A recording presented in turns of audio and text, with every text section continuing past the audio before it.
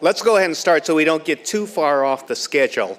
I'm Doug Yee. I'm the director of the Masonic Cancer Center. I'm also a medical oncologist, and you guys are at the conflict of interest part of our discussion. So the format's going to be very similar to the one that we just had. We'll have a really extraordinary panel of people talking about their expertise and their perspective of conflict of interest. So, you know, one of the things Dr. Northington Gamble mentioned at lunchtime was that the way you think about things is sort of the way you were raised. So I would say I was professionally raised as a medical oncologist taking care of women with breast cancer. And one of the things that's really remarkable is that almost every prescription I write today for breast cancer treatment did not exist when I began my career in 1989, over 25 years ago. So when you think about why that happened, it's because we formed very unique partnerships between women who were either at risk for the disease or had the disease, physicians, healthcare systems, academic hospitals, federal funding, state funding, philanthropists, biopharmaceutical companies, media, and when I include media, I'm including biomedical journals in that context. So I think that our remarkable progress is from where I stand in medical oncology, and particularly in breast cancer medicine, is because we formed these partnerships and clinical trials and clinical research was performed. But at the same time, I think it's pretty apparent that each of those relationships has potential for conflicts of interest, and I certainly think that our extraordinary panel today has a slightly different perspective and expertise on all the aspects of conflict of interest. So I'd like to start and introduce our first speaker. It's Dr. Eric Campbell. He's a director of the Mongan Institute for Health Policy and professor at Harvard Medical School. He's a sociologist with expertise in survey science. He also conducts research related to physician conflicts of interest and professionalism. So Dr. Campbell is first up.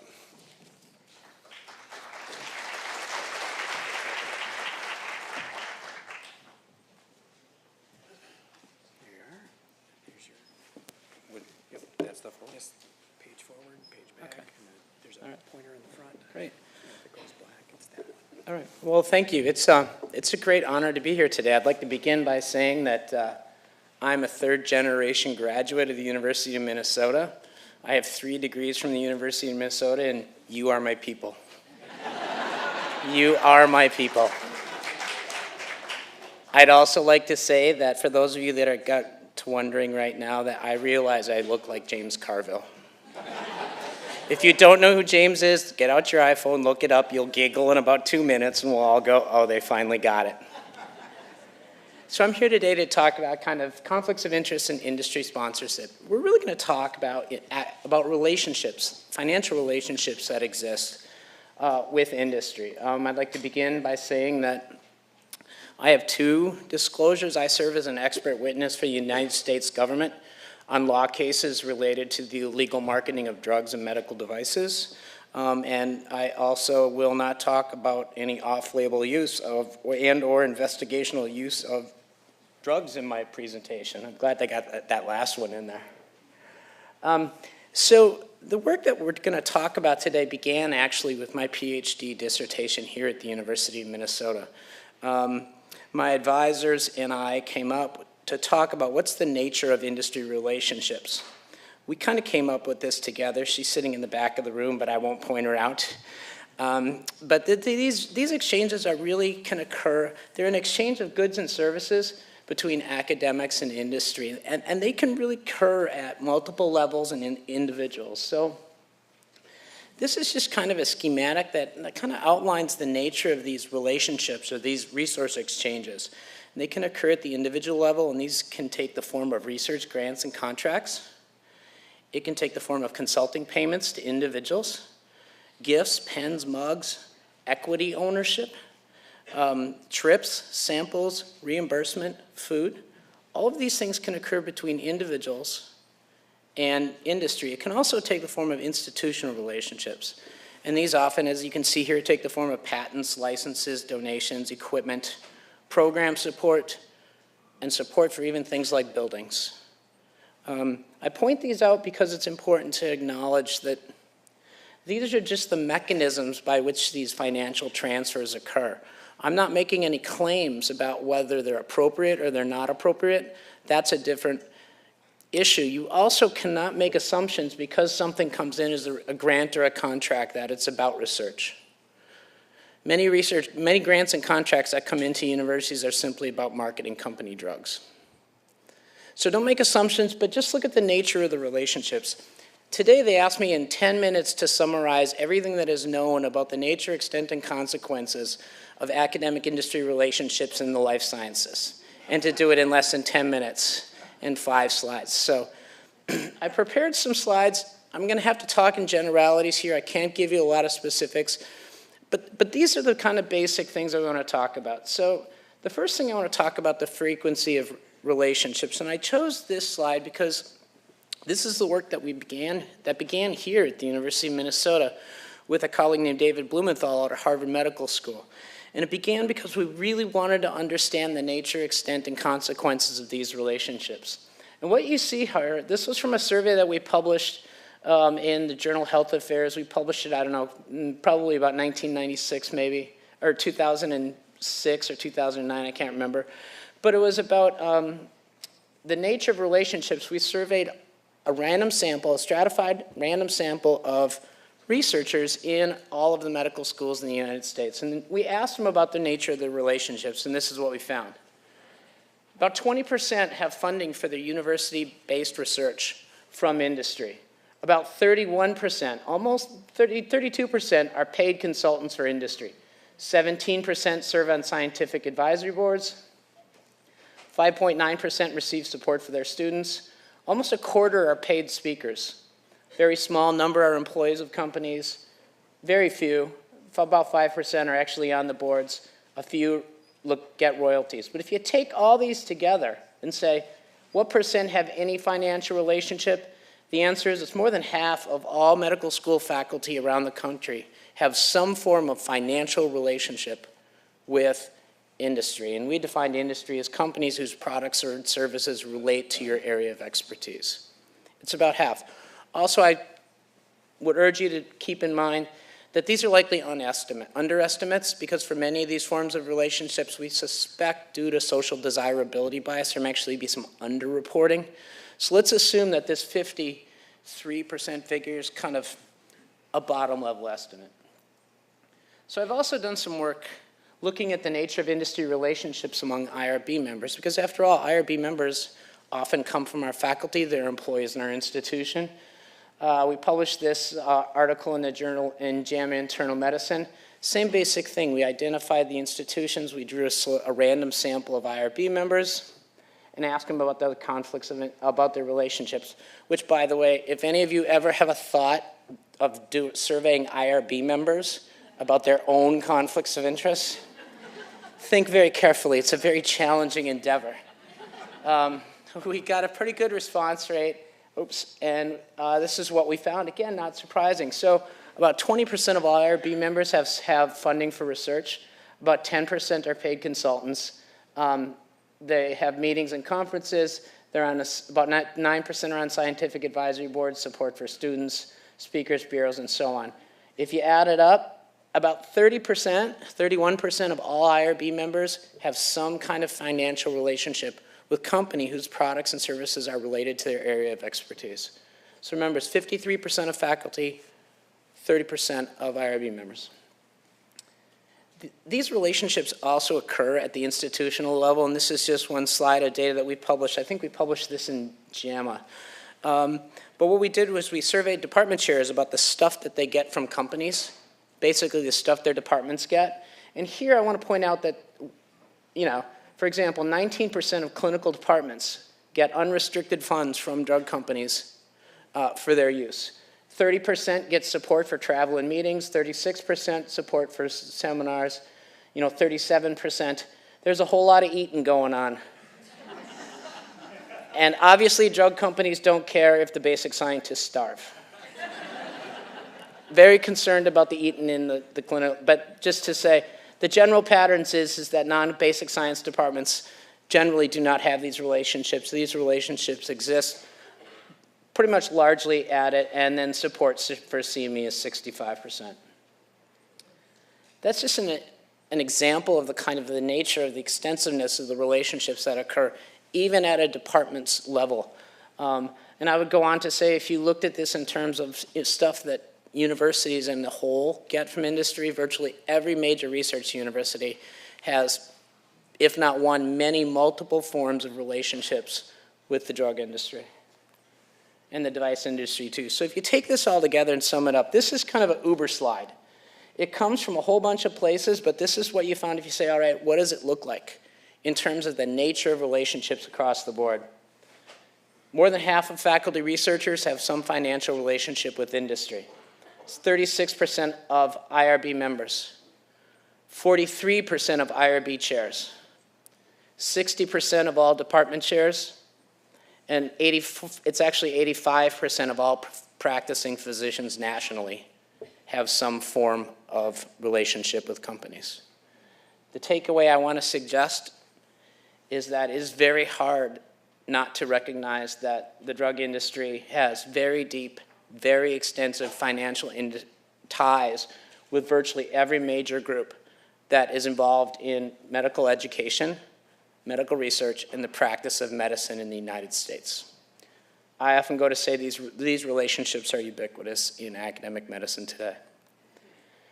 And what's happening in the trends, this will be my last slide, but to give you an idea of what's happening, since 1986 to 96, when the most current data is, the percentage of faculty member of scientists with industry support has decreased from 28% to 20%.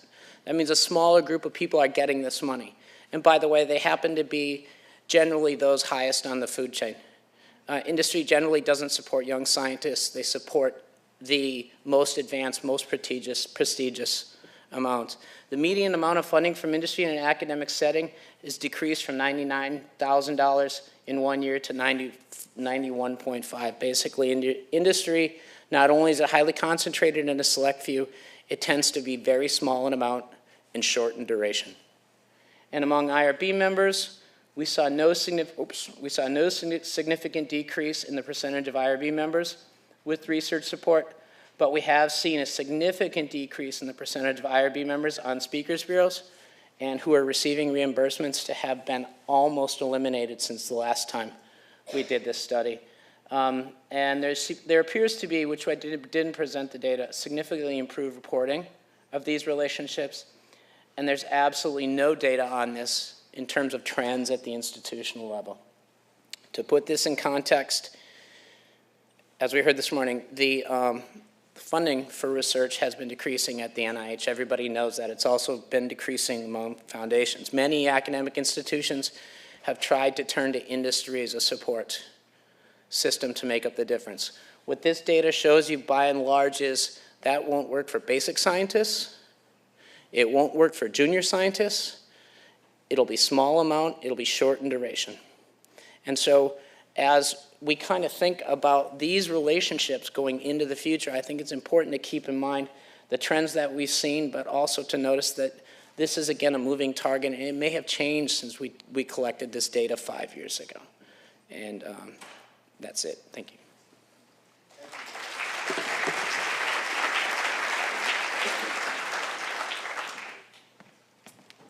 As mentioned, everybody will be back on the podium for questions at the panel discussion. Our next speaker is Bernard Lowe. He's the president and CEO of the Greenwall Foundation and also professor of medicine emeritus and director emeritus of the program in medical ethics at the University of California, San Francisco. He chaired the Institute of Medicine Committee on Conflict of Interest in Medical Research, Education, and Practice, and the report was published in 2009. He also serves on the Standards Working Group for the California Institute of Regenerative Medicine, which recommends regulations in stem cell research, serves on data safety monitoring boards for the NIH, and he's also on the board of directors of the Association for the Accreditation of Human Resource Protection Programs, or AHRP, and on the medical advisory panel of Blue Cross Blue Shield. Dr. Lowe.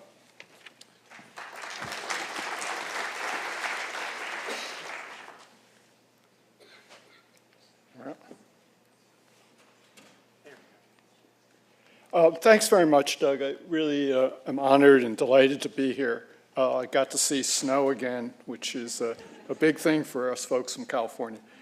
So I'm going to talk today quickly about the issue of are our approaches to conflicts of interest ethically sound? So I'm going to try and be a little provocative. I first want to make a conflict of interest disclosure. I sit on the board of directors of AHARP, and AHARP had an arrangement with the university to carry out an independent external review of the University of Minnesota Human Research Protections Program. I'm going to try and cover a couple of topics today. One, what is a conflict of interest? I'm going to suggest we should focus more on bias rather than conflicts of interest. Second, what should be the goals of conflict of interest policies? And third, how can we address non-financial and institutional conflicts of interest? So as Doug mentioned, I had the honor of chairing an Institute of Medicine panel in 2009 that made a big report on conflict of interest in medical research, education, and practice. I'm going to draw on this, particularly with the conceptual background. So what is a conflict of interest? That panel distinguished between primary interests, which for us is, as physicians and healthcare providers, is the well-being of our patients. As researchers, we're interested in the integrity of research, and as educators, in the integrity of the educational materials we provide to students. But there are all kinds of secondary personal interests that are ubiquitous, to use Eric Campbell's term. Financial gain is the one that we've seen the most publicity about, but there are professional commitments, intellectual commitments, and personal relationships. And all of those all these secondary interests at some level have the potential to compromise or undermine our primary interests. So the definition our committee used was that a conflict of interest is an unacceptable risk that the primary interest is unduly influenced by the secondary interest. And what that means is the conclusions of the research may be biased, or the advice you give as a physician may be biased, or that the teaching materials you provide may be biased. Now, I highlighted in red terms that are value-laden and require judgment. So all of you are going to say, so what is an unacceptable risk? How do we distinguish those from acceptable risks? What does unduly influenced mean? And what do we mean by may be biased? There's a lot of uncertainty there, and that's part of the difficulty and the challenge we all face.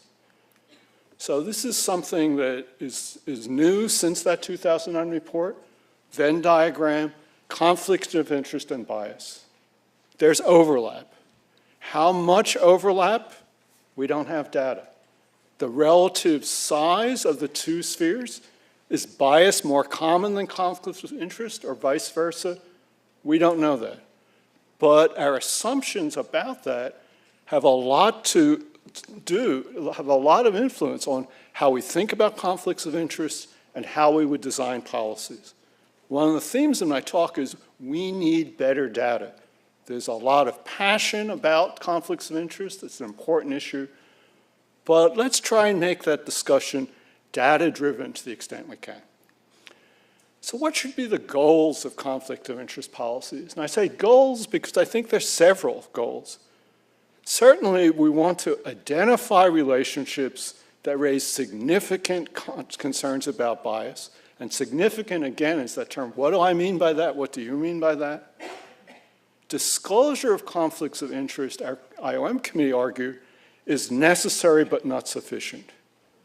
Unless you know what the relationships are, and Dr. Campbell enumerated the whole host of relationships, you can't assess the likelihood of bias, you can't manage them, and in some cases you won't know whether you want to eliminate certain relationships or not.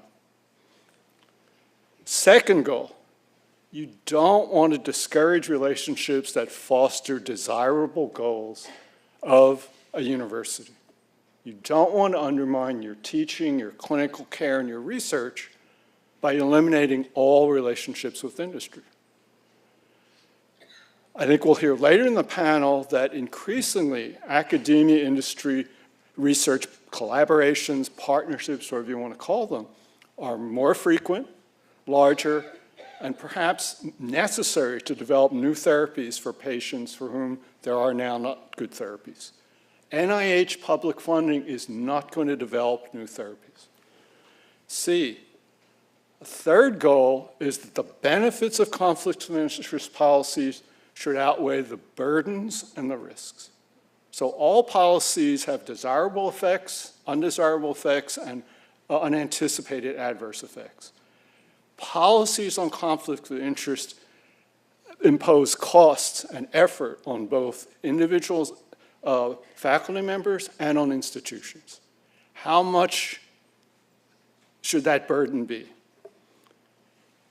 I would argue that we should focus on the relationships that present the highest risk of bias. Willie Sutton's terms, go where the money is. Go where you think the highest risk of bias is, and let's try and get a handle on those relationships. Now, I would argue, and our report argued, that another goal of policies should be to have an empirically based quality improvement process built in. That one of the things our report said, we don't want people in 10 years' time to be tasked with updating our recommendations and have no data on which to base their recommendations. If we really take seriously this idea of continuous quality improvement, a learning healthcare system, we should be prospectively collecting data on what works and what doesn't. So I said I was going to talk about non-financial and institutional conflicts of interest. I want to keep us on schedule, but ask me or invite me back. But not when it's snowing. So the take-home message. Conflict of interest policies must balance countervailing goals and values. So it's hard. A lot of things we're trying to do. I would argue we need to address bias and not just conflicts of interest, not just relationships, but the bias. And I actually think that universities, like the University of Minnesota and other institutions that you come from, should take the lead in crafting policies that are wise, effective, and efficient. Thanks very much.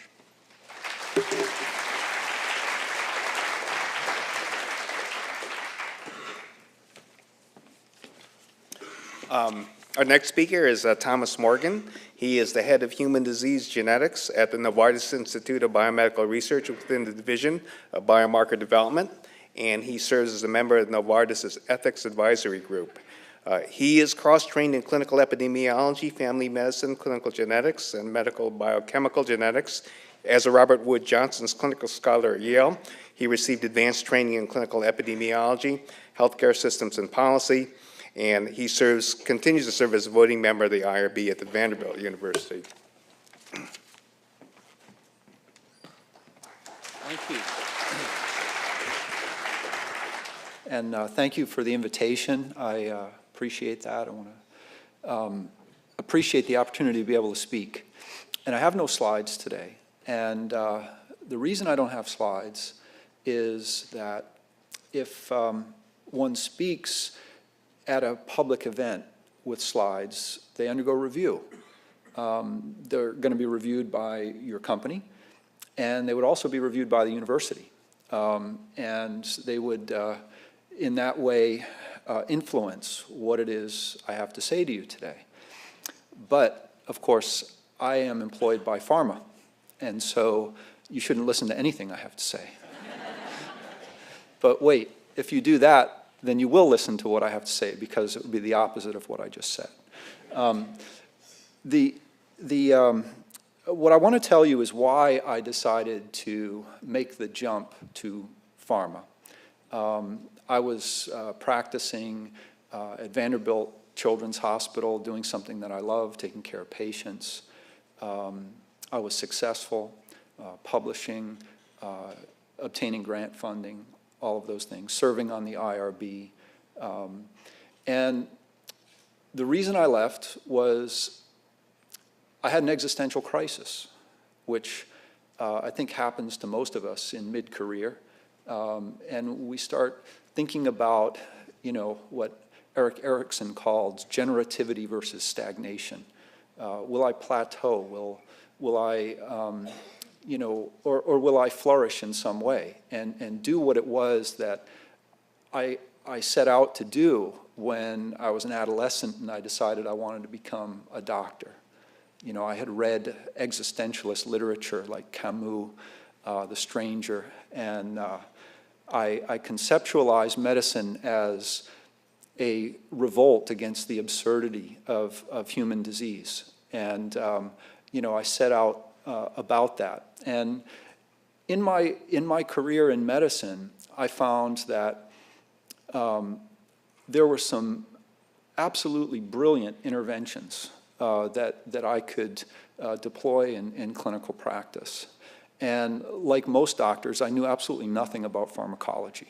Knew nothing about how, you know, these drugs actually are created, you know, what that process looks like. But gradually I began to learn more about it. And the passion for improving treatment took hold. And previously there was a question about, you know, what percentage of research is funded by pharma? Well, if you think about clinical trials, it's about 85% of clinical trials funded by pharma. So it's basically all. And we literally can't live without pharma. And everybody in this room without pharma would either be dead or have someone that they know or a loved one dead or suffering severely without pharma. So you're really stuck with pharma, and collaborating with pharma does not have to be a bad thing. It's actually a good thing. And we need to do more of it, not less, in my opinion.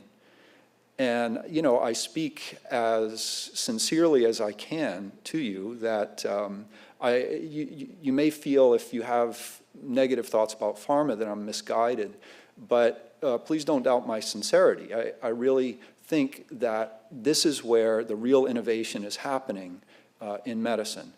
And in clinical genetics, one deals with absolutely devastating diseases. And I found that I was becoming an ever better handholder, a better, more compassionate giver of bad news. And that's just not enough for our patients. We actually have to take that next step towards developing new therapies. And it may sound naive to some, but I still believe in the idea that a safe, effective drug is a gift to all humanity. And it's actually one of the greatest gifts of the United States and of many other countries that are relatively economically privileged to the rest of the world. When penicillin was first created, it was worth more than platinum by weight. There had to be a national czar of penicillin, Chester Kiefer at Boston University, who would control who would get it, because if you had pneumonia at that time, you would die. And then a better method was developed of manufacturing penicillin in large batches, and it became cheap. And now, if you wanted to, you could get a 55-gallon drum of it. And it's present throughout the entire world. So there's definitely a lag between innovation and the diffusion of new technology and therapy to the patients that need it. And we need to work to shorten that. And we need to have more investment and more collaboration. As for speech and conflicts of interest, I mentioned the sensitivity about speaking. And I've already seen that there were disclaimers that there'd be no discussion of off-label uses of medications or any promotion or marketing of medications. And I certainly will not do that. And as some of you may know, if I did do that, I could be arrested and I could be put in prison for that. And what some of you may not know is that that could happen even if what I said was true, and even if what I said was not misleading in any way.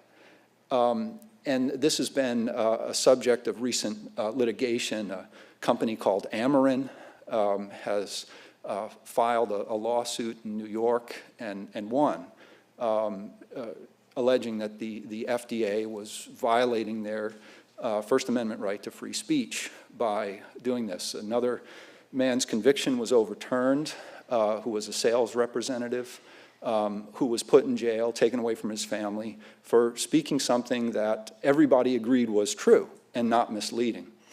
And I see the anger about conflict of interest, and I'm really afraid of the tactics that are going to be used.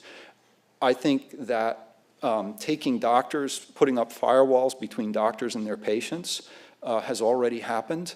We already see cases where a doctor who is passionate about a treatment cannot discuss that treatment with the patient directly. Why not instead have a second opinion?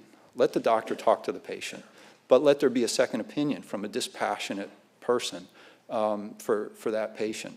I can see that soon there will be calls to shut down any speech by people who have a conflict of interest. They won't be able to publish in medical journals. Some have been making that sort of claim. It hasn't come to pass yet, but I hope it doesn't. I hope that speech that people consider biased will be countered by speech from other sources that may be equally biased in its own way, but that is how to handle conflict of interest, is to bring in a community of interest around it and try to mitigate these conflicts. And I certainly agree on reasonable reporting requirements and all of those things. And I'm speaking, as a citizen, not as a representative of my company. These are my own personal views. And one speaks nowadays with considerable fear of losing one's job, not being invited to things, harming careers, et cetera. So I really think that a spirit of collaboration is warranted, and not to demonize pharma. The people in pharma are parents, they're physicians, they're scientists, they're people who they're just people just like you. And I strongly believe that in that environment, ethics, the commitment to ethics is every bit as strong as it is elsewhere. Abuses occur in every system. Wherever there are humans, there will be, people who misbehave. And we absolutely must try to eliminate that to the extent possible. But, that's the, my view on the conflict of interest debate. And I hope for more debate and discussion in the panel session.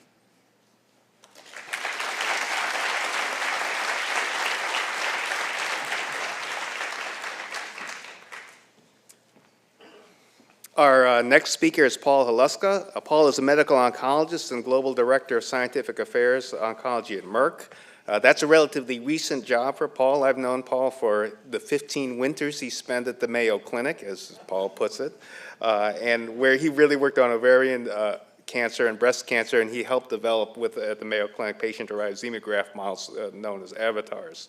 In his current job at Merck, he runs the Investigator-Initiated Trials program for Merck's portfolio of drugs and cancer research, and he's going to talk a little bit about his experience.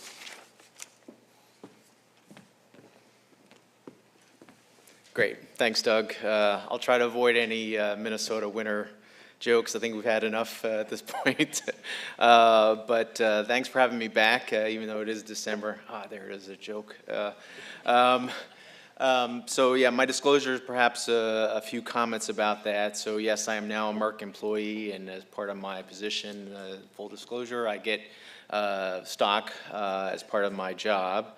I also own intellectual property for some of the work that Doug mentioned on the xenografts that I still have at Mayo Clinic. And again, in full disclosure, so you all know, these are models that we developed a program. They're models that ovarian cancer could be put into mice, and so we contract out this work to pharma and other biotech companies, and I receive royalties from those contracts, so I do receive some royalties.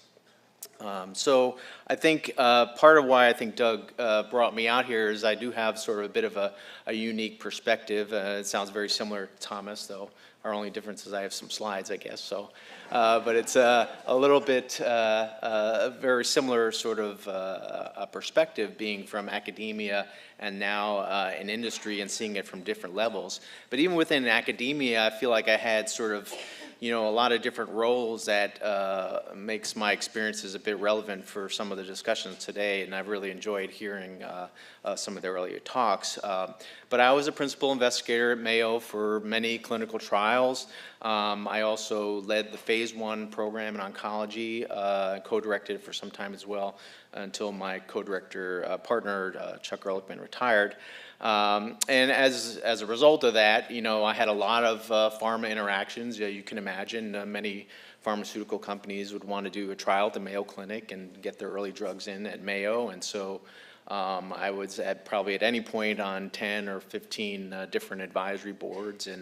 And I have to say, though, we received funds to do that, but I often would put in my disclosures when I was in academia that Mayo received money on my behalf. Okay, so these monies that we receive for being like on an advisory board, this wasn't going to the Paul Haluska sauna or hot tub. I received $0, in fact, myself. This was money that went directly to Mayo to pay for my time.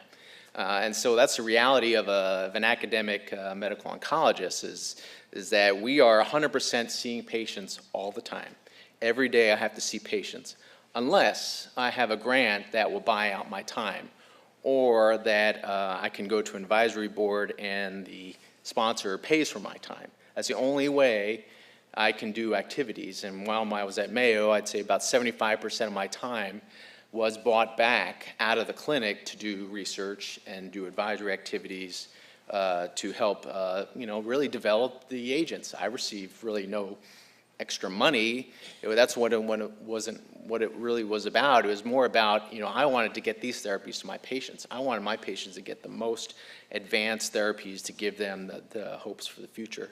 And so I think that's something that maybe a lot of the public doesn't really understand, is that even though I would disclose these dollars in the conflict of interest, it wasn't really, I never really felt conflicted from the money because I never really received it. It wasn't money that I personally gained by doing this, but I wanted to do these advisory activities so I can get these drugs and exciting new agents into Mayo to treat my patients, give them the most hope of advancing the science and improving cancer. So I also had a R01 funded laboratory. You know, I had at any time 10 or 12 people in my lab running experiments, developing agents, and we received grant funds and published, you know, manuscripts and papers, the normal academic things that we all try to do. But in addition to being a clinical trial investigator, I was also on our scientific review committee, so I was reading others' protocols and, you know, critiquing them and making sure the science was sound and make sure we were protecting our patients. So that was a big part of what I did at the Mayo Clinic, I guess in 3 minutes or less. But that was great. Had a great experience at Mayo, and now at Merck. That experience, I think, has helped me for this position where now I lead the investigator-initiated studies program. And so basically I help Merck find out what are the best trials to do in the world that will help advance Merck's development of their agents. And so basically I interact with many of my old friends in academia that have great ideas to perform studies. And so basically I approve studies and consents and budgets. So I think the part of this experience that I really want to kind of bring out to you is that I feel like when I was an academic investigator, I think the biggest conflict or bias, actually, that I may have been exposed to and my colleagues may have been exposed to is never really even addressed as a clinical investigator. So, you know, we're always being asked to fill out our conflict of interest forms at meetings and for numerous things about stock payments and things that I never even really received, like the payments for these advisory boards that I was telling you about that I never received any dollars, or the relationships. But I think the conflict that I always found was really a major problem for us in academia was our career. Okay, so I mean, when I'm talking to a patient about a clinical trial, of course, since I have integrity as an investigator, I want to do what's best for my patient. But in the back of my mind, and again, this is the back of probably every investigator's mind that is trying to become a professor or get tenure or get the next grant, is I got to accrue this study. Not only do I have to accrue this study, I got to have positive results. We get rewarded as academic clinicians for not being smart. We get rewarded for being successful. And that may seem, splitting hairs, but it's true. If I have the most smartest study done and it's negative, but yet I detail it to the finest degree, have great science, it's not going to get in New England Journal of Medicine. If New England Journal of Medicine published, 10, negative studies that were really well done, no one would read it. So they're looking for, positive studies. So success is an important conflict of interest that leads to, I think, bias. And so I think that's one thing that I think is very much overlooked, and no one really understands really how to address it. So I need a positive study. I need to accrue those patients. So how do we manage these conflicts? I don't think that we really have a good answer, because as long as we have to publish in high-powered journals that accept positive studies, receive grant funding, get manuscripts published, this is always going to be a major conflict that leads to substantial bias as an investigator, and that's always going to be in the back of our minds until something about this changes.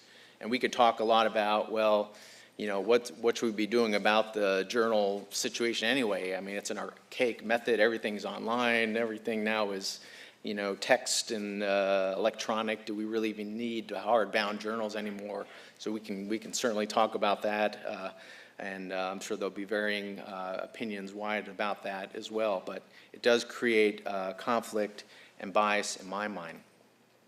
But I think the thing for my new position, which I could talk a little bit about, is that there is a potential for conflict. We put a high value on key opinion leaders, and this was alluded to in some of the earlier talks. Who are the major drivers in the field? And this is not more or less to get them to put patients on trials or to buy their opinions. It's more or less to understand how we can develop our drugs better and smarter. What is the thinking in the world about how we should be developing the drugs? And so we put a lot of stock into, the ideas of the key opinion leaders, and we want to bring those in to consult with them. And so I'll often want to bring together an advisory board of the key opinion leaders to get their ideas about, how do we get this drug to our patients? We believe it's going to be the next greatest thing, and we think it really can help a lot of people. How do we get it to them? How do we get it to them in a very ethical manner? How do we get them to it in a smart scientific manner? And so this is why we're often engaging sort of the clinicians that have, the gray hairs and have been around for a long period of time, because they have a lot of experience that can help us. And what I've also found about being in industry is that it's a highly scrutinized industry. There's no doubt about it. But I think this is a good thing, and it has been the sort of the result of some problems in the past. But I think I'm very much very comfortable with how honest and how much compliance and integrity goes into the funding of clinical trials. We have a very strong fair market value process to make sure that there is no bribery type issues that maybe have happened decades ago. I think that's was a big problem. But now anti-corruption laws that we have in place are very strong and ensure that we are as fair and as compliant as humanly possible. We also make clear through public disclosure what payments are being made. But still, there's bias. You know, if I had to take in front of you a map of the world and put a pin where every clinical trial that we fund is done, you'd see a huge collection of pins in the northeast of the United States. Well, is that where the most brilliant people in the world are? Well, some may say. But that's where we are. We're in New Jersey and Pennsylvania and Boston, and so there's a bias because these are mostly the people that we know. Most of the people that work at Merck, you know, the investigators that we have on board have come from the Northeast, I being one of the exceptions. But my role is to kind of spread that out and bring some more scientific rigor to make it be more about the science and not the greatest investigators that we may think we know. And so some of the things we're doing now through my leadership, through the scientific directorship, is to eliminate or at least reduce some of that bias as best we can through an NIH-style process to give out some of these grants. But I've also been very pleased with, again, the ethical rigor for which we have established 2 documents, and these are both publicly available. You can read about them, but these are kind of my Bibles that I live by, and I was always very pleased to find these guidances available to me, and really we do follow these very strongly, and I'm sort of the gatekeeper of these for all of my colleagues that assist with the clinical trials program at Merck. But I think they all go back to you know, a comment many of you may have, or a quote that you may have heard from George Merck many years ago, that is that medicine is really about the people. We do good medicine, we do it for our people, and the profits will follow. I'd have to say I heard more talk about the bottom line and the profits when I was at Mayo than I've heard about any kind of profits at Merck. We don't talk about it, and that was kind of surprising, but because really everyone has bought into that idea that really it's about the science. You do good science, and the profits will follow. So we're here to do good work for our patients. Thank you.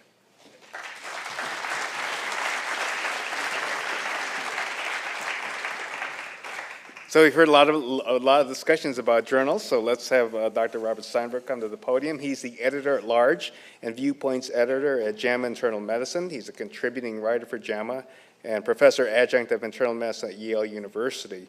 He was the deputy director and national correspondent for the New England Journal of Medicine and a medical writer for the LA Times. He is a general internist and trained in internal medicine at UCSF. Dr. Steinbrook.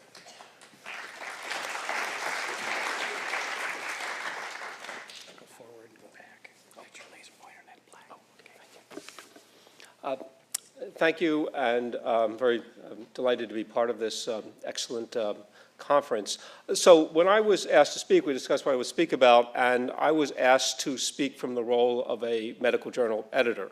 And obviously, different people can look at the issue of conflicts of interest from different perspectives. I'm not speaking as an investigator, I'm not speaking as an institution, and I will try to focus on where I think there are areas of agreement and disagreement. I think my views will come through, but I think in talking about it as from the perspective of a journal editor is not simply my views, but simply how do journals in general look at things, where do they agree, where do they disagree.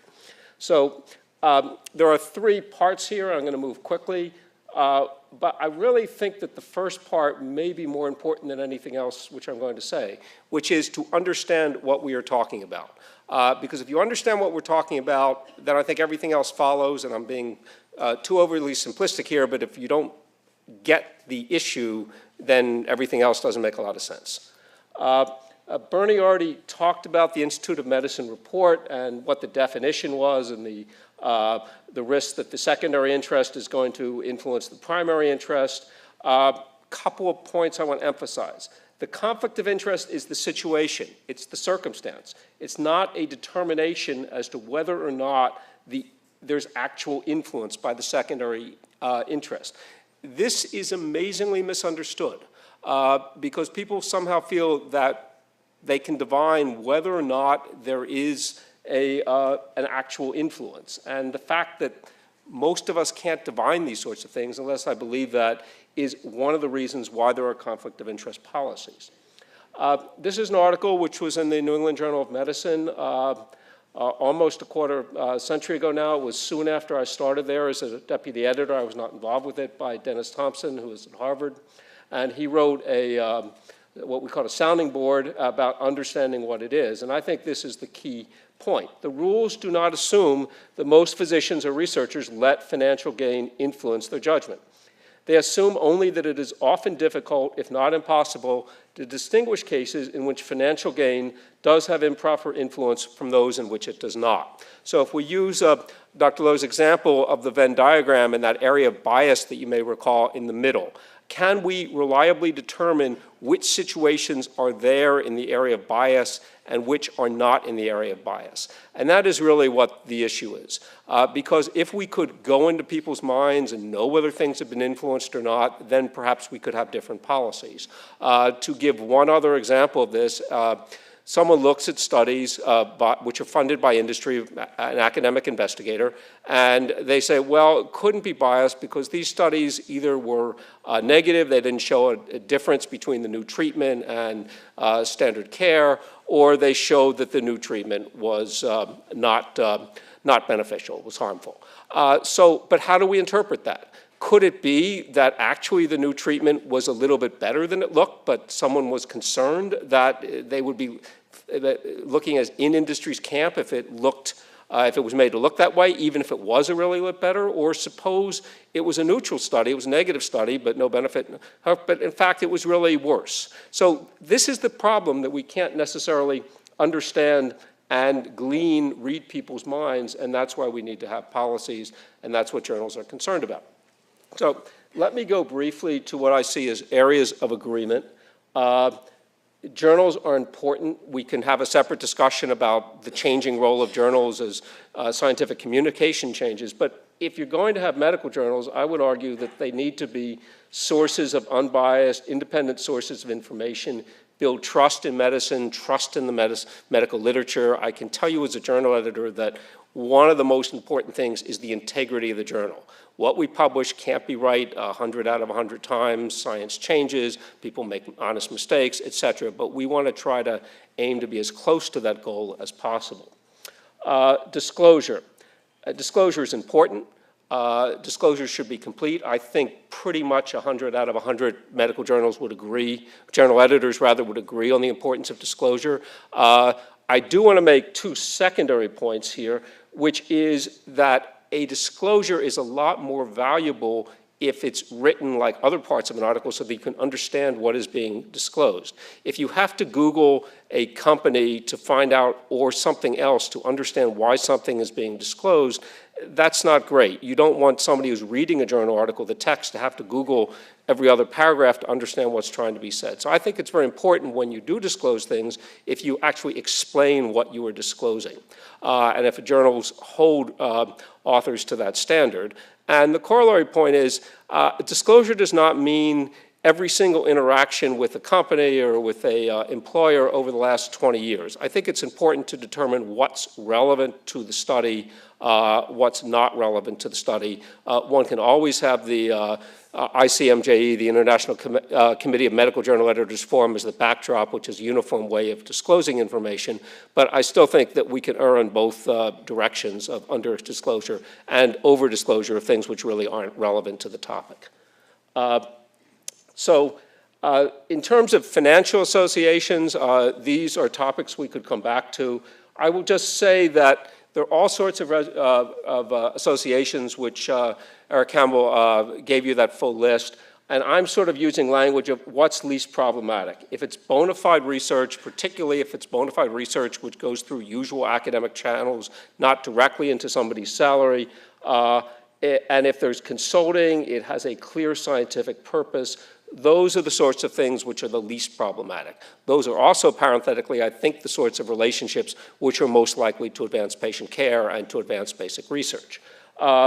When there are research studies with authors who develop the products and hold patents or receive royalties as authors, those are problematic. We could discuss questions about whether one can never have that or the ways to management. I will just say at this point, those are problematic. There's no way around it.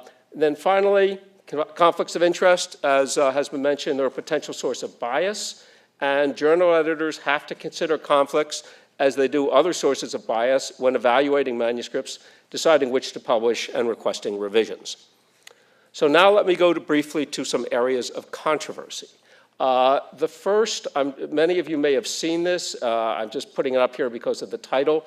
Confluence, not conflict of interest, name change necessary.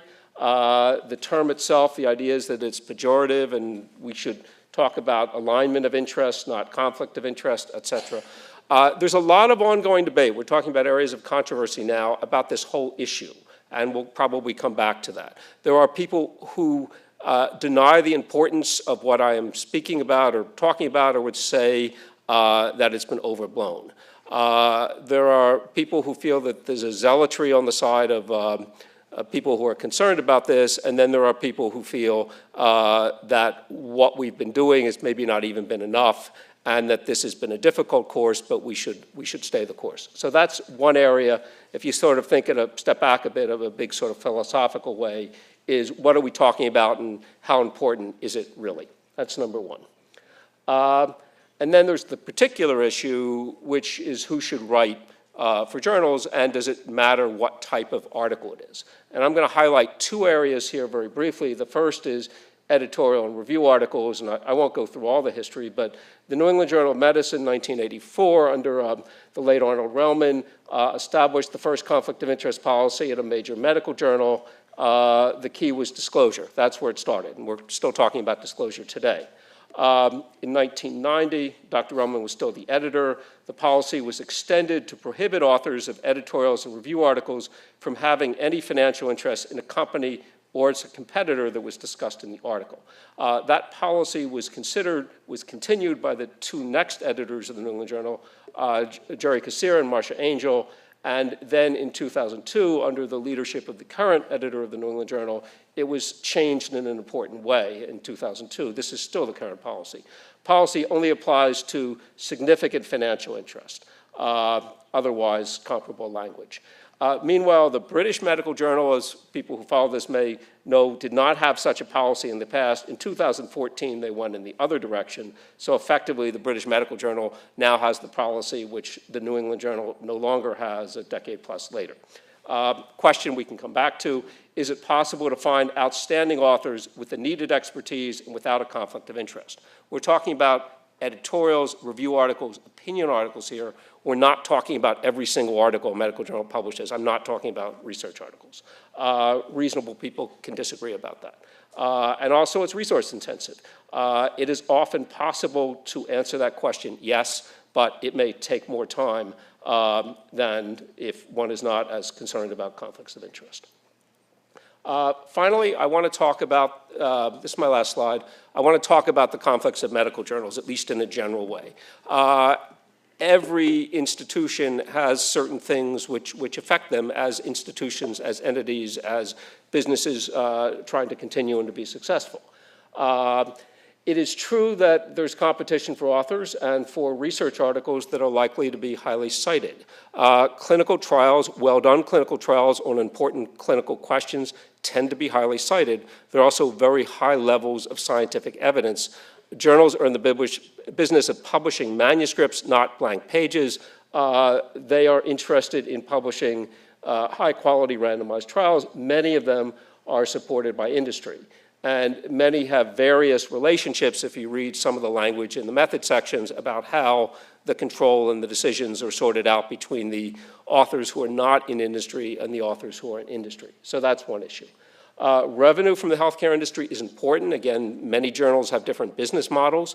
I would say that there's probably less importance in a big picture sense of advertising revenue than there used to be, maybe 10, 20 years ago, less of reprints just because of the web, more of institutional subscriptions from this and other large academic medical centers paying for access to all of the faculty and the students, but it's still an important source of revenue.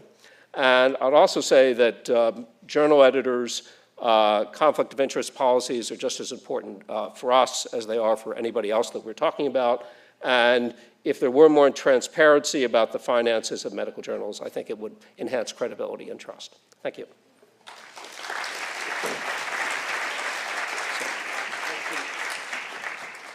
I'd like to invite the panel back up and then open for questions. So if you have a question, please raise your hand. You'll get a microphone and speak loudly into the microphone. And similarly with our panelists up here, please speak into the microphones when you're answering. So there's a variety. There's one here, and then there's, I think there might be one in the back as well.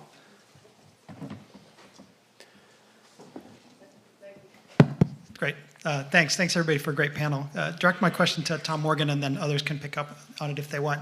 You talked a lot. So let me just preface by saying I'm actually sympathetic to the argument that you made that we need high-quality collaborations and valuable collaborations for patients and for health. You talked about companies as sort of potential partners in these collaborations. And the implication there was one of trustworthiness. And you said either explicitly or implicitly that companies are trustworthy partners in this. We've talked a lot about trustworthiness and how to regain trust, both in the lunch talk and then in the morning. As you know, there's a lot of examples that one can cite through recent history of companies that were not living up to that standard of trustworthiness. And you made it seem like it was sort of isolated events, isolated individuals, that sort of thing. But I think the data would suggest that it's a bit more systematic than that. Now, you might argue that it comes more from the marketing side of the companies than it does from the research side. Ultimately, they report to the same CEO, same board of directors. So how do companies convince those? I mean, there's obviously a sort of climate of skepticism, which you decried. How do companies convince the public, the academic community, patients, et cetera, that they actually are trustworthy partners in this collaborative, engaged relationship that you're seeking and that, like I said, I actually endorse? Yeah, it's a great point. And clearly, companies around the world need to do better.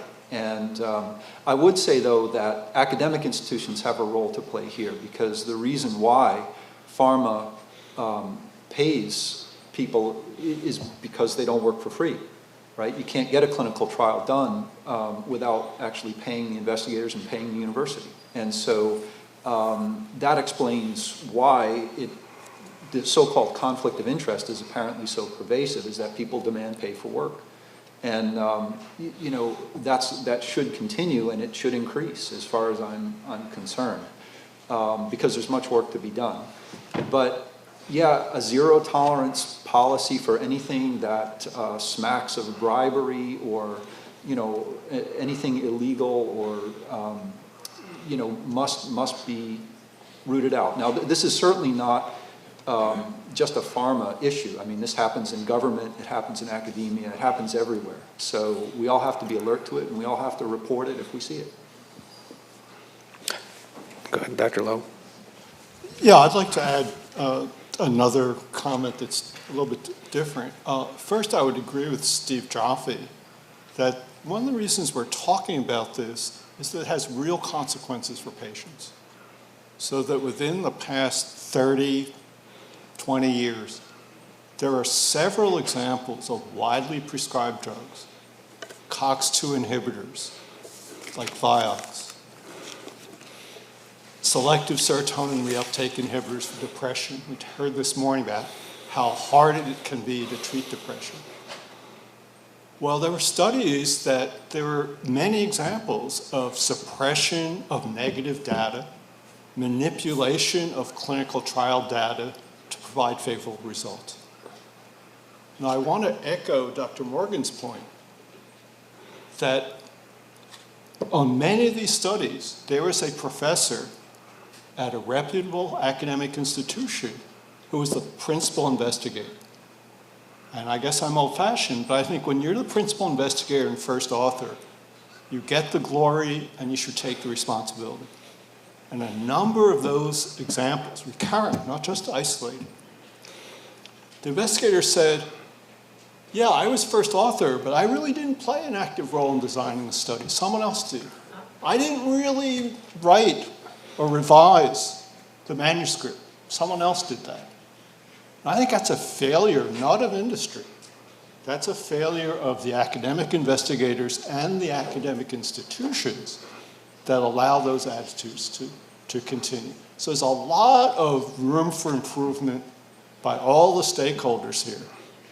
But if what we're really talking about, and we heard this morning, is to provide better treatments for patients who right now don't have options, I think we need to have drug companies carry out the development, the clinical trials, because it doesn't happen on NIH dollars. It doesn't happen except for the Wisconsin Alumni Research Foundation. There aren't very many drugs that are developed by academia. We just don't know how to do it. That's not our expertise. So if we want treatments, industry knows how to do that. But I think academia has to, together with industry, uphold the highest standards of rigor in published research. I mean, we have standards. It's not just opinion when we publish in a peer-reviewed journal. I mean, there's standards of what makes a good clinical trial. And you don't go around selectively slating data, changing the endpoints after you've peeked at the data. That shouldn't happen. Now, I will also just add another thing, which is one of the real problems, and it bedevils industry a lot, I know your CMO is really concerned about this, is the non-reproducibility of published research, both basic science research that identifies drug targets. They can't be verified by industry. They try and replicate a study and they can't do it. I think industry has also taken the lead, some industries have taken the lead in sharing clinical trial data, saying that the essence of reproducibility is allowing someone else to look at the research, carry out an independent analysis. I don't know if Barbara Beer is still here from the Multi-Regional Clinical Trials Group, but that's a partnership between Harvard and a number of industries to set common standards for sharing clinical trial data in a responsible way that allows other independent investigators to both replicate the study and to carry out additional secondary analyses and meta-analyses. And I think I hope we'll see that as an important check or verification of the accuracy, the rigor, the trustworthiness of published results. Any other comments from the panel? Actually, I would like to ask Dr. Campbell kind of a follow-up to that question. So you did a really excellent job of enumerating the frequency and types of potential conflicts or payments that go to various institutions, IRB members, individual faculty that are involved in clinical trials. Are there any that are particularly problematic that should be banned? So I think that, is that on? You hear it? Okay, so I would echo the concern voiced by the Institute of Medicine panel, on which Bernie was a chair. I was a member. We identified several forms of industry relationships that were viewed upon review of our group to be inappropriate. They're primarily those that are promotional in nature. Our committee and the Association of American Medical Colleges, and now probably more than half of the universities, for example, have banned faculty participation in speakers bureaus. Speakers bureaus are by definition promotional. A person on a speakers bureau must cede their intellectual independence to the company, and for that reason, our committee and the AAMC committee said participation in speakers bureaus by academic faculty is not only unethical, it is unprofessional. Okay. I would say overall, relationships that are primarily aimed at selling company drugs for academic physicians are inappropriate, because I know my university doesn't have as a mission to sell drugs. And my theory is, if you're an academic and you want to sell drugs, you should go be a drug salesman, and we'll find other people to take on your academic roles. Okay, thanks. Well, I would say it's not that simple, really. I mean, some of it is, we're looking for drugs for our patients, and we want to give our patients the opportunity to receive some of these agents. I would agree that, ceding your intellectual independence is probably not a good thing, and at Mayo, we were never allowed to do speakers bureaus, and nor did we want to do them. But the interactions were really to help our patients, to get the most exciting possibilities for treatments for our patients. Okay, other questions? Down this, okay. Can I ask? Yeah, Thank you. I have the mic, right? sure, you got Thank you. you've got the talking stick. So That's all. I'm Charles Ladonia, Director of Spine Research. So I come from the medical device perspective. If you need a hip replacement, you don't want an engineer to design it, right? You want an orthopedic surgeon to design it. So I'm totally in agreement that collaboration between industry and physicians is a must. Now, where you have conflict is when you have to get paid for it. That's the thing. So there's a change now in the medical device industry where consultants from academic centers choose not to get paid, but they still collaborate. So I think that's a good compromise, but again, it's also an unfair compromise because you're still giving your time out of your busy practice,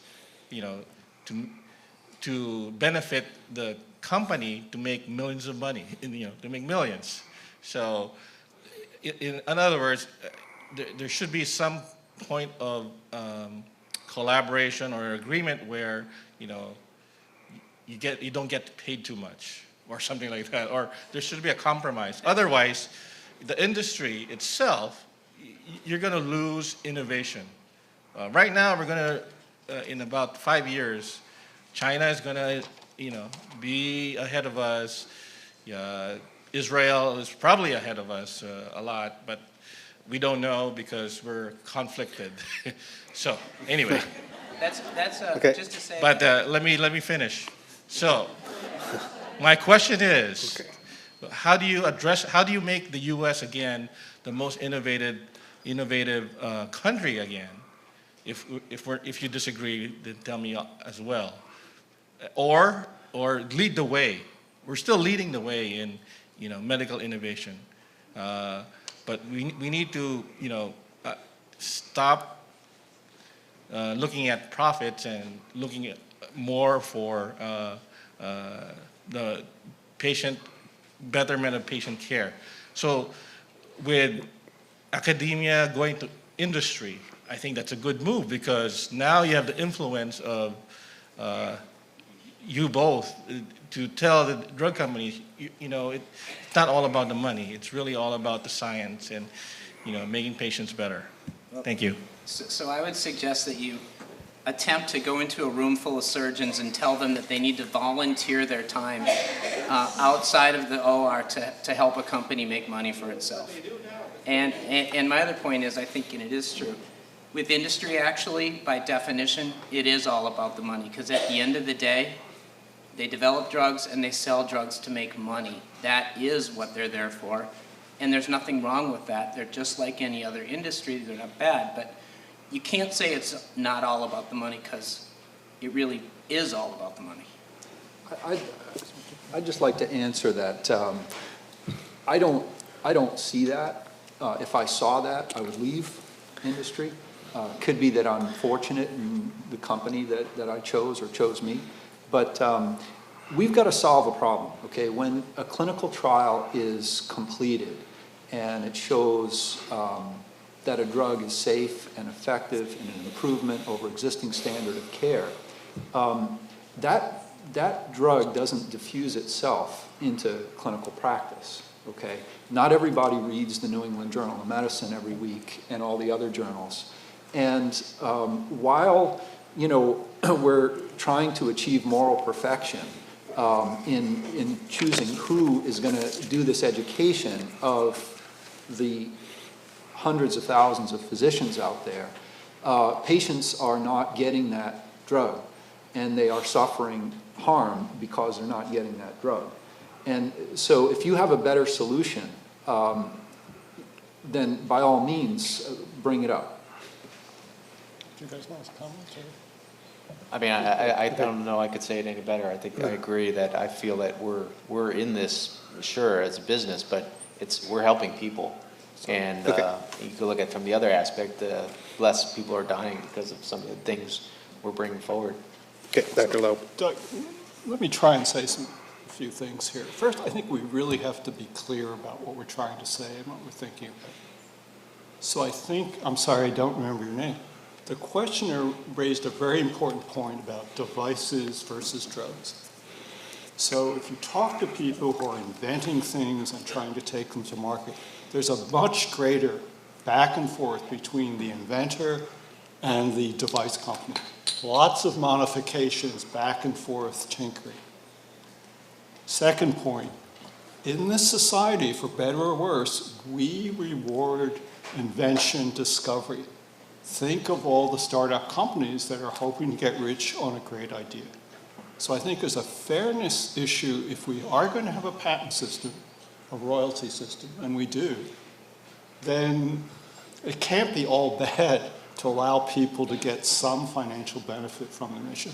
How much? What kind of payment?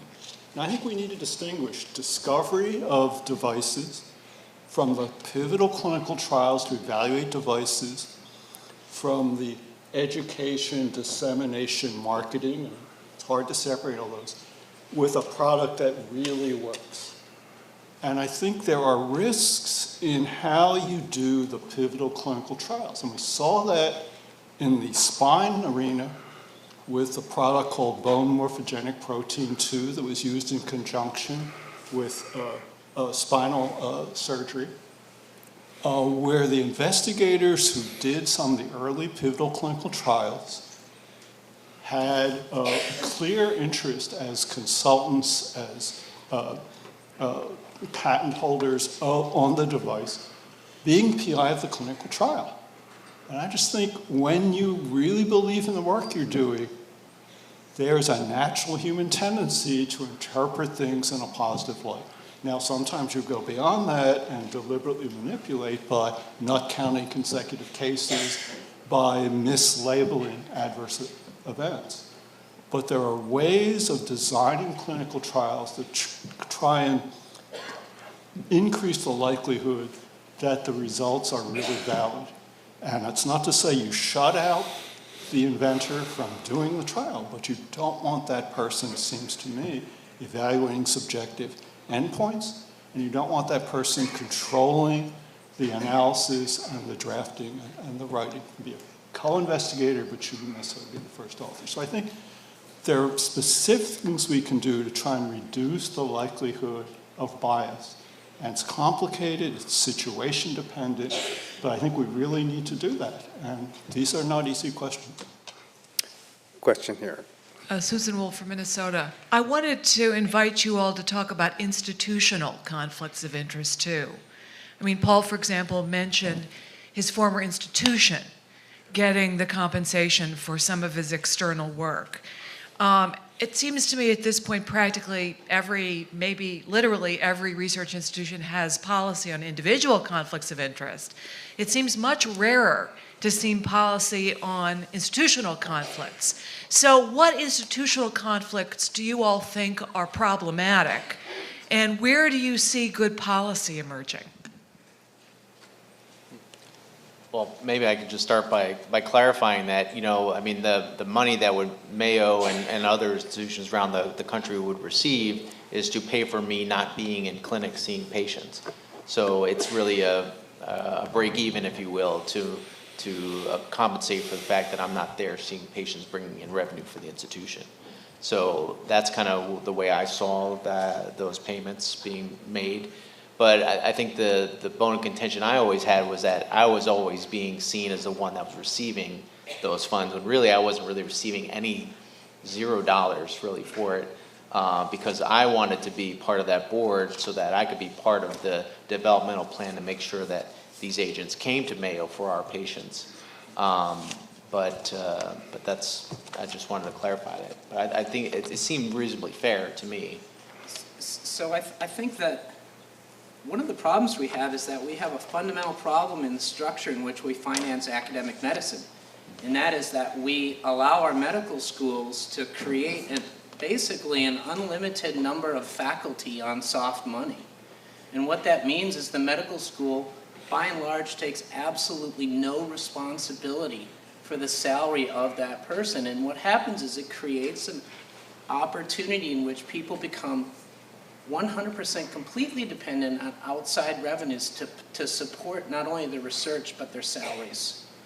And that, I think, creates a dependency, which sociologists talk about resource dependency theory, but it's the nature of the fact that you're so dependent on these outside sources of funding to support yourself, I think can have major issues. The issues that I would love to see are changing the fundamental mechanism by which primarily clinical faculty in hospitals who hold appointments but who also do research find a way so that they are not dependent on extramural resources for a huge percentage of their salary, but actually have their institution have a financial interest in supporting a portion of their salary as well.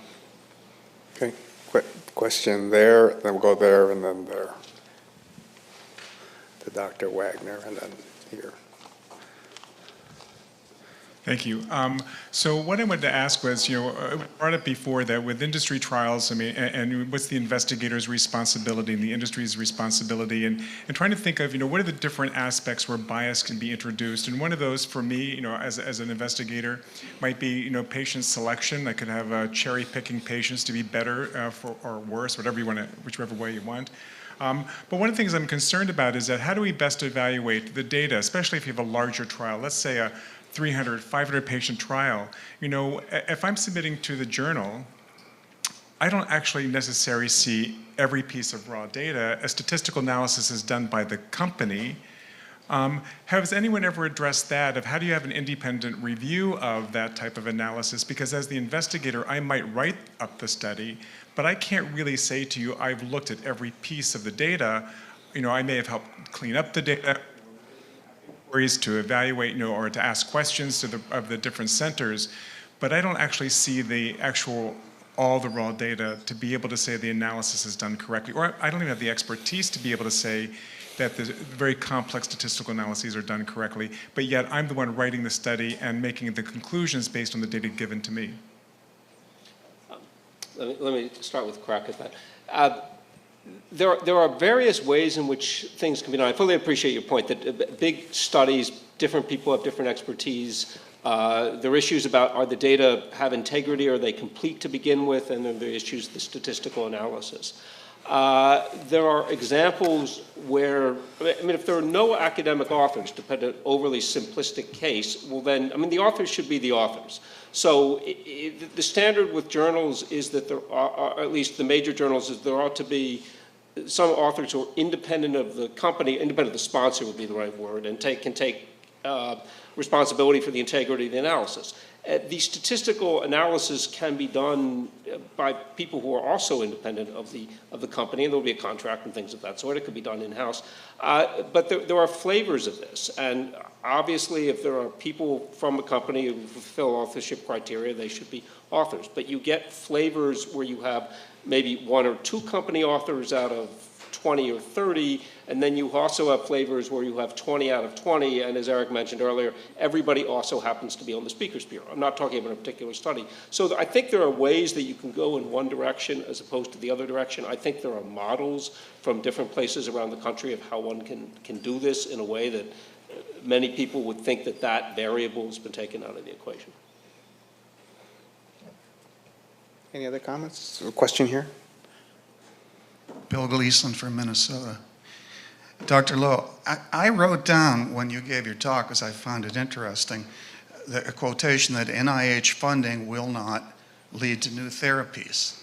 Now, I may or may not agree with you depending upon what that means. And what I'm driving at is we have faculty members here at the University of Minnesota who have found antiretroviral drugs and have sold them for millions of dollars, and there are people at Northwestern who are in the same situation. Now, I have worked at 3M for 10 years, and I would say that at 3M we used to think that academics always thought that their intellectual property was worth more than it really was. Now, do you mean about when you say an NIH funding will not lead to new therapies that we've eventually got to go to industry to get these things clinical trialed and so forth? Or what do you mean exactly? Yeah, thank you for the opportunity to clarify what sounds like was a misstatement on my part. NIH does not take new targets, new therapies to FDA approval. That's what industry does. In fact, NIH is encouraged under the Bayh-Dole Act to spin off entities that are going to focus on taking drugs to market. NIH, we like to hope as taxpayers, provides the new ideas, the new targets, the new approaches, the new molecules or whatever. But I think the point I was trying to make is without the expertise and the big investment, and we're talking about $1 billion to bring a new product, over $1 billion to bring a new drug to market, it's not going to happen on public funding. So thank you for the opportunity to clarify. Question right there, and then we'll get a couple extra minutes because we started a little late. So Jeff Botkin, University of Utah. This is maybe for the panel broadly, and I wanted to bring it back to the human participants. What do you think ought to be disclosed to research participants about conflicts that either the investigator or maybe the institution has? And I'm asking particularly in light of my understanding of some of the literature, which tends to suggest that a sizable portion of people misinterpret that information. That if Dr. Botkin's got a piece of this device, it must be pretty good, and therefore I probably ought to join up with this study. So is it an ethical obligation to disclose this? And if so, is there an obligation to describe in more detail why we're disclosing it so that it's a little bit more of a buyer beware sort of attitude that we're fostering? So just on the notion of disclosing what conflicts your institution has, as a faculty member at the Massachusetts General Hospital and Harvard Medical School, I can assure you that I have absolutely no idea the full extent and consequences of my institution's conflicts of interest. They are so broad and so deep that it would be impossible with a ream of paper probably to disclose those. On the other side, I early in my career had an opportunity to meet with a mom who had a child that were enrolling in a clinical trial, and I asked her if it bothered her that the principal investigator owned the intellectual property, and she said, you know what? I want that person to have every motivation possible to find something to make my child well. We kind of think that people are going to see these as bad things. I think patients actually see them as good things. Patients can misinterpret these things. They may see that there's an investigator who's working on an industry-funded clinical trial and assume that they're a good doctor and a good scientist. It may just be that they're a real low prescriber, and that getting put on this study under the guise of this study is a mechanism you can use to get the prescribing bumped up a little bit. I'm not saying that happens all the time, but I'm saying with all of these relationships, the potential for how patients will interpret them and how they can be structured to achieve ends that are scientific and that are commercial in nature is really fraught with danger. And I think what it comes down to is I think there has to be an individual case-by-case assessment by the IRB as to what should be disclosed and what shouldn't. I just want to say in response to that, that it's true that one's patients are often proud of the doctor, right, when they find out that someone's invested in them. But I would not, under any circumstances, presume to provide the patient with the correct interpretation of the relationship. I think that they're more than capable of making up their own minds about that. And I would just reiterate that Harvard Medical School, University of Minnesota, pharma, and all of those collaborations are overwhelmingly a force for good in the world. And I haven't heard anything today that would change my mind about that. Oh, let's go one last question and we'll close the session. I don't know if this will be helpful as a closing comment, but yeah, the reason why we have this is that we agree, I think, that there can be overlap of the mission of industry and the goals of public health. The problem is it's not a necessary overlap. There is the mission of the for-profit industry, and sometimes it coincides and sometimes it doesn't. And I noticed that the two, people who are affiliated, obviously, if I were working as a doctor in those companies, I would try to focus on those areas that overlap, clearly. But what really gets us into trouble is the behavior when they don't overlap. And that's the issue. Comments? Just one, no, again, I don't know if this is a concluding comment, but I would, we've talked a bit about IRBs and about academic institutional roles. Medical journals get papers at the end of the process to the extent that when protocols are developed, contracts are reached, when there's IRB review, there's experience with what works and what doesn't work, what's likely to raise concerns about bias, what is quite unlikely to raise concerns about bias. I'm not talking about a particular product or a particular drug. There are ways to approach this sort of upstream which make for less problems downstream. The other thing we haven't mentioned, we'll elaborate on, is trial registration is a very good idea. Come from medical journals. You can't know to look for some data if you don't even know that a study is ongoing and has started. So stop there. Okay, we're already a little bit over, so I'd want to thank the panel and thank the audience for this great session. We'll come back in 15